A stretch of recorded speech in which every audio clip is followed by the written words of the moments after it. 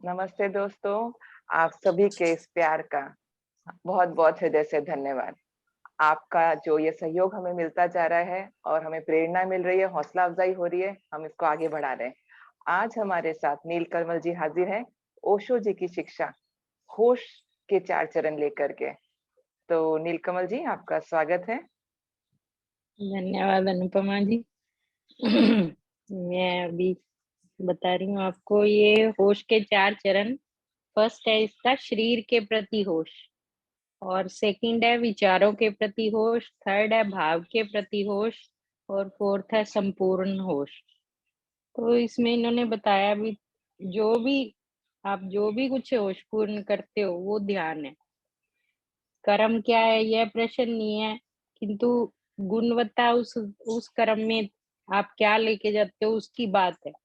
चलना भी ध्यान हो सकता है अगर होशपूर्वक चले तो, बैठना भी ध्यान हो सकता है यदि होशपूर्वक बैठे तो, पक्षियों की चहचहाहट को सुनना भी ध्यान हो सकता है यदि होशपूर्ण सुन सको तो, या केवल अपने भीतर मन की आवाजों को सुनना ध्यान बन सकता है यदि तुम जागृत और साक्षी रह सको।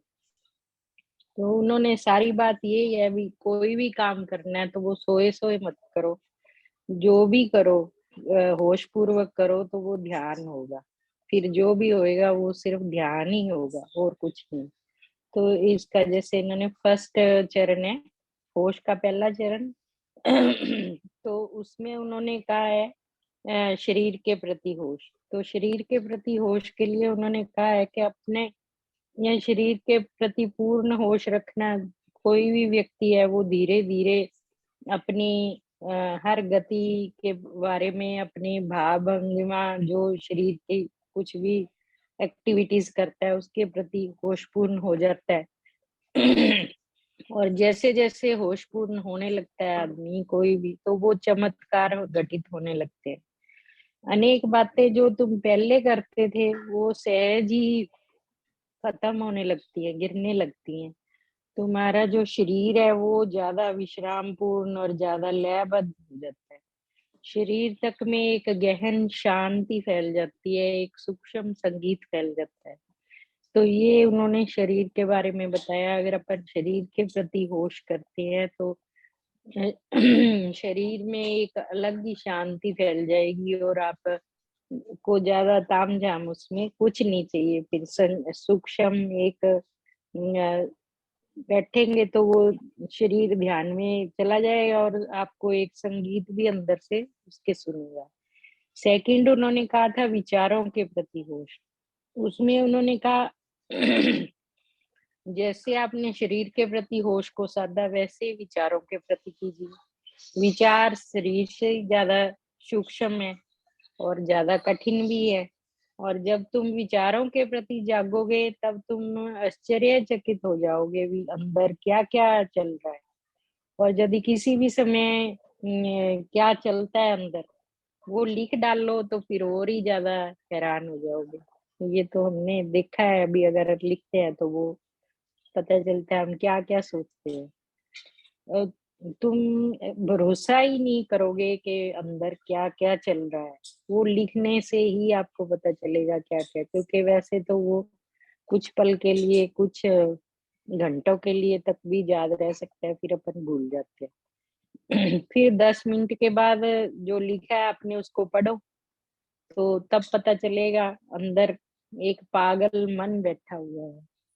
चूंकि हम होशपूर्ण तो नहीं होते, इसलिए ये पागलपन अंतरधारा की तरह चलता रहता है। यह प्रभावित करता है, जो तुम कुछ करते हो और जो नहीं करते उसको भी सब कुछ प्रभावित करता है। इन सब का जो जोड़ है, जो करते हो वो भी, जो नहीं करते वो भी, उस सब का जोड़ ही आपका जीवन बनने वाला है। इसलिए इस भीतर के पागल व्यक्ति को बदलना होगा। और होश का चमत्कार यह है कि तुम्हें और कुछ भी नहीं करना सिवाय होशपूर्ण होने के। इसे देखने की घटना ही मात्र, इसको देखते रहना इसका रूपांतरण है। आपका बदल जाएगा सब कुछ। धीरे धीरे यह पागलपन विसर्जित हो जाता है धीरे धीरे विचार एक लयबद्धता ग्रहण करने लगते हैं और उनकी अराजकता हट जाती है और एक सुसंगतता प्रकट होने लगती है। मतलब एक अच्छे शांति अंदर उभरने लगती है और फिर एक ज्यादा गहन शांति उतरती है। और फिर जब तुम्हारा शरीर और मन शांतिपूर्ण है, तब तुम देखोगे वे परस्पर आपस में भी लयबद्ध हैं। उनके बीच एक सेतु है। अब वे विभिन्न दिशाओं में नहीं दौड़ेंगे। अब वे दो घोड़ों पर सवार नहीं होंगे। नहीं तो मन कहीं और भागता है और शरीर कहीं और भागता है। तो इसलिए ये, अगर आप शरीर और मन दोनों को होश पूर्वक कर लेते हो, तो पहली बार आपके अंदर एक सुख चैन आएगा और ये सुख चैन आपका बहुत बड़ा सहायक होगा। तो इसलिए इसको तीसरे तल पर फिर उन्होंने कहा है, ध्यान साधने में वह अपनी अनुभूतियां और भाव दशाओं के प्रति होशपूर्ण होना। तीसरा है, ये और भी सूक्ष्म तल है, सूक्ष्मतम तल है और ये सबसे कठिन भी है। लेकिन जब तुम विचारों के प्रति होशपूर्ण होगे तो यह केवल एक कदम ही और आगे है। तो कुछ ज्यादा गहन होश और उनके भावों और अनुभूतियों के प्रति सजग हो गए। आप अगर देखेंगे भी आपको क्या एक्सपीरियंस हुआ और क्या आपके अंदर घटा, तो वो आप देखने लग जाएंगे। तो ये तीनों आयामों में आप होशपूर्ण हो जाएंगे तो तीनों जुड़ के एक ही घटना बन जाते हैं। और जब ये तीनों एक साथ हो जाते हैं तो फिर तो एकदम ही एक साथ क्रियाशील और आनंदित, और तब इसका संगीत भी आप अच्छे से बैठते ही आपको अनुभव होने लगेगा। वे तीनों एक सुरताल बन जाते हैं। जब तीनों एक सुरताल बन जाते हैं तब वहां चौथी चरण घटता है। वो क्या है? वो है तुरिया अवस्था। उसे तुम कर नहीं सकते, वो अपने आप ही हो जाती है। फिर अगर तीन साथ लिए तो चौथा अपने आप हो जाता है। तो यह अपने पूर्ण अस्तित्व से आया हुआ उपहार है। जो प्रथम तीन चरणों को साथ कर चुके हैं उनके लिए पुरस्कार मिल जाता है, उनको तुरीय अवस्था।